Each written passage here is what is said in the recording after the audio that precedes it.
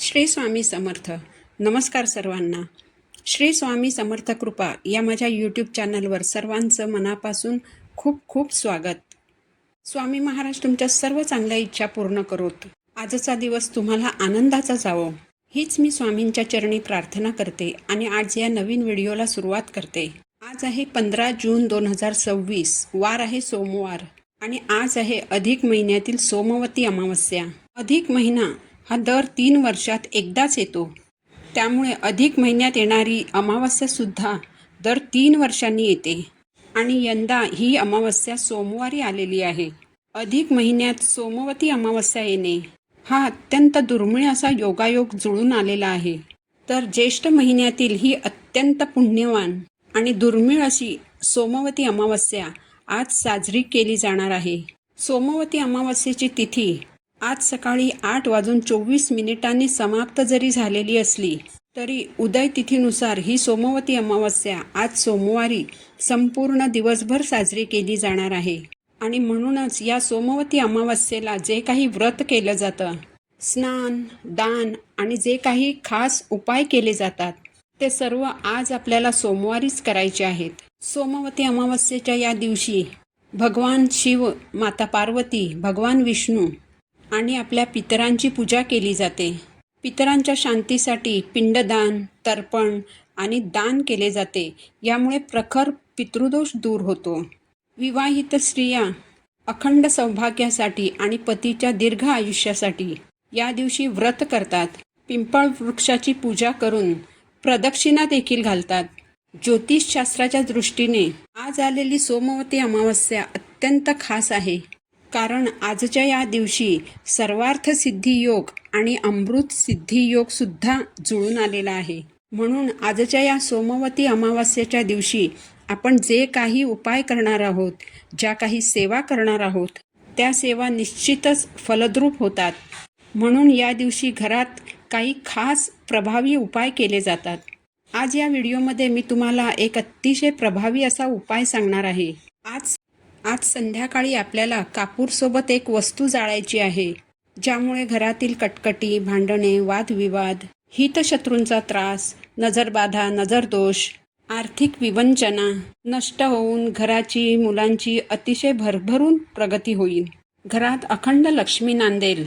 तर हा उपाय कसा करायचा आहे आणि संध्याकाळी आपल्याला कापूरसोबत कोणती वस्तू जाळायची आहे याबद्दलची संपूर्ण माहिती मी तुम्हाला या व्हिडिओमध्ये सांगणार आहे. व्हिडिओ शेवटपर्यंत ऐका. चॅनलवर नवीन असाल तर चॅनलला सबस्क्राईब करा आणि असेच नवनवीन व्हिडिओ पाहण्यासाठी बेल आयकॉनलाही प्रेस करा. तर हा जो उपाय आहे हा आपल्याला आज संध्याकाळी करायचा आहे. हा उपाय आपल्याला शक्यतो तिन्ही सांजेच्या वेळेस म्हणजे सायंकाळी आपल्या घरात लक्ष्मी येण्याची जी वेळ असते त्या वेळेस आपल्याला हा उपाय करायचा आहे. परंतु तिन्ही सांजेच्या वेळेस जर हा उपाय करणं तुम्हाला शक्य झालं नाही तर तुम्ही रात्री 10 वाजेपर्यंत कधीही हा उपाय करू शकता. हा उपाय तुम्ही उशिरा केलात तरी चालेल, पण आजच्या या सोमवती अमावस्येच्या दिवशी हा उपाय तुम्ही तुमच्या घरात नक्की करा. कारण हा एक सात्विक उपाय आहे. हा उपाय आपल्या घरात केल्यामुळे आपल्या घरातील वातावरण प्रसन्न आणि शुद्ध होते.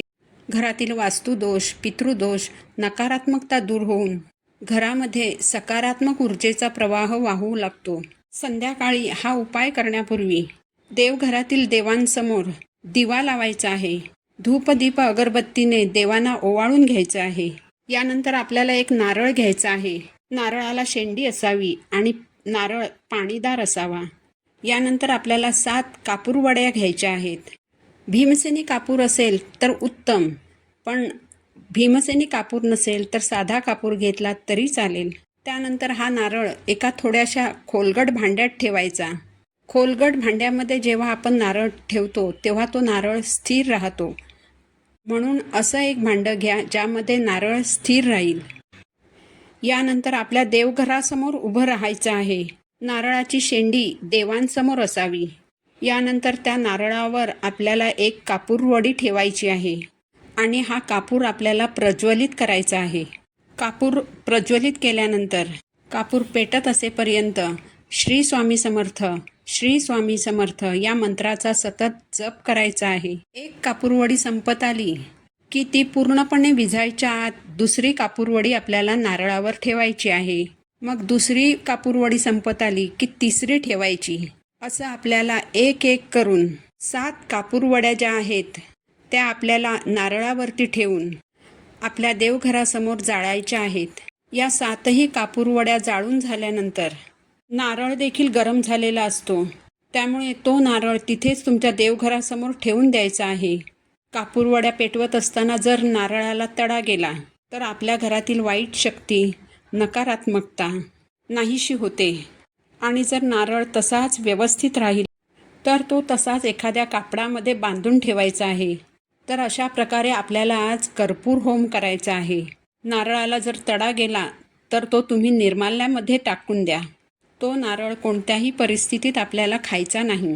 असा कर्पूर होम या सोमवती अमावस्येपासून पुढे 11 अमावस्येपर्यंत तुम्हाला तुमच्या घरात करायचा आहे. जोपर्यंत नारळाला तडा जात नाही तोपर्यंत तो नारळ तुम्ही या उपायासाठी कंटिन्यू वापरू शकता. जेव्हा आपण असा कर्पूर होम अमावस्येच्या दिवशी आपल्या घरामध्ये करतो तेव्हा आपल्या घरातील प्रखर पितृदोष, वास्तुदोष यापासून आपली मुक्तता होते. हा उपाय करताना घराचे मुख्य प्रवेशद्वार उघडे ठेवायचे आहे. यासोबतच खिडक्यासुद्धा उघड्या करून ठेवायच्या आहेत. यासोबतच आज संध्याकाळी तुम्हाला पिंपळ वृक्षाजवळ एक मोहरीच्या तेलाचा दिवा लावायचा आहे. पिंपळ वृक्षाला 11 प्रदक्षिणा घालायच्या आहेत आणि प्रदक्षिणा घालताना ओम नमो भगवते वासुदेवाय नमः या मंत्राचा जप करायचा आहे. पिंपळ वृक्षामध्ये साक्षात आपल्या पितरांचा वास असतो. अमावास्येच्या दिवशी पिंपळ वृक्षाखाली दिवा लावल्याने आपले पितृ तृप्त होतात आणि आपल्याला भरभरून आशीर्वाद देतात. यासोबतच आज आपल्या घरामध्ये दक्षिण दिशेला तोंड करून एक दिवा लावायचा आहे. घराच्या दक्षिण कोपऱ्यात आपल्याला हा दिवा लावायचा आहे, कारण दक्षिण दिशा ही पितरांची दिशा मानली जाते. तर दक्षिण दिशेला आपल्याला एक दिवा लावायचा आहे. यामुळे आपले पितृ आपल्यावरती प्रसन्न होतात आणि आपल्याला भरभरून आशीर्वाद देतात. या उपायांपैकी कोणताही उपाय जर आज तुम्हाला करणं शक्य नसेल तर एक जो साधा उपाय आहे तो मी तुम्हाला सांगते. हा उपाय तुम्ही नक्कीच तुमच्या घरात आज संध्याकाळी करा. तुमच्याकडे जर कापूर जाळण्याचं भांडं असेल तर ते भांडं घ्या किंवा एखादी प्लेट घेऊन त्यामध्ये थोडेसे तांदूळ ठेवा. त्या तांदळावरती 5 किंवा 7 भीमसेनी कापराच्या वड्या ठेवा. भीमसेनी कापूर नसेल तर साधा कापूर घेतला तरी चालेल. यासोबत 2 लवंग घ्या. 2 अखंड लवंग म्हणजे ज्या लवंगांना फूल असेल अशी लवंग घ्या. थोडीशी पिवळी मोहरी आणि लवंग कापूरवडीवर ठेवा. यानंतर या सर्व वस्तू आपल्याला देवघरासमोर प्रज्वलित करायच्या आहेत. हे सर्व करत असताना श्री स्वामी समर्थ, श्री स्वामी समर्थ या मंत्राचा जप करायचा आहे. कापूर प्रज्वलित केल्यानंतर त्याचा धूर हा आपल्याला संपूर्ण घरामध्ये फिरवायचा आहे आणि यानंतर हे भांडं आपल्याला उंबरठ्यावरती नेऊन ठेवायचं आहे. अग्नी शांत झाल्यानंतर ज्या काही वस्तू उरल्या असतील त्या सर्व वस्तू आपल्याला निर्माल्यामध्ये टाकून द्यायच्या आहेत. तर अशा पद्धतीने हा जो उपाय आहे तो आपल्याला आजच्या दिवशी कोणत्याही परिस्थितीत करायचाच आहे. हे उपाय अत्यंत सात्विक आहेत आणि हे उपाय केल्यामुळे घरातील अडथळे, अडचणी, संकट, आर्थिक विवंचना सर्व काही नष्ट होतं आणि आपल्या घराची, मुलांची भरभरून प्रगती होते.